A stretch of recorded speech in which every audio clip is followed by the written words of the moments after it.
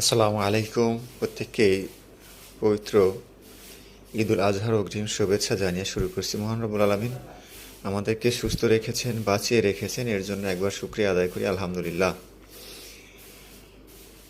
নাহমাদুহু নুসাল্লি আলা রাসূলিল কারীম, আম্মা বাদ।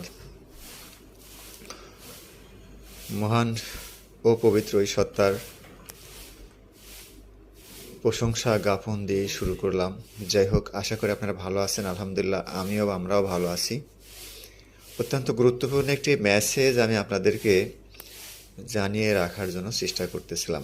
বিষয়টি হচ্ছে যে আমার এই পেজে বা আমার এই চ্যানেলে যে বা যারা ফ্রেন্ড লিস্টে আছেন, তো তাদেরকে আবারও স্পেশালভাবে সালাম দিচ্ছি। আসসালামু আলাইকুম ওরহমতুল্লাহ ওবরাকাতু। যারা এই মুহূর্তে অথবা পরে আমার ভিডিওটি দেখবেন, প্রত্যেককে আল্লাহ তাআলা দিনের উপর বহাল রাখুক, শারীরিক সুস্থতা দান করুক, আমিন। এবং যত রকমের সমস্যা আছে প্রত্যেকটা সমস্যা থেকে দ্রুত রিকভারি করে একটি সুন্দর এবং উত্তম দিন তাদেরকে দান করুক, আমিন।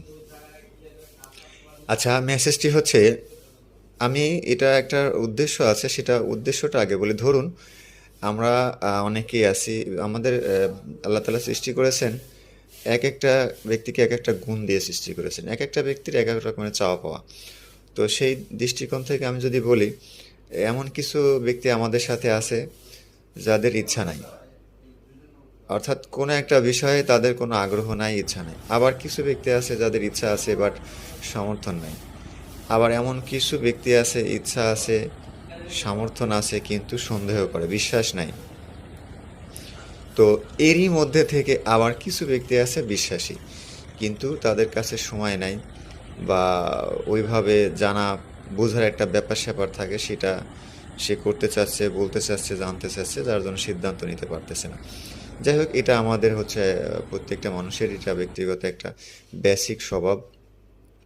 এটা আমি মনে করি কারো দোষের কিছু নাই, কারণ আমরা তো এই স্বভাব পৃথিবীতে আসার সময় তৈরি করে নিয়ে আসিনি।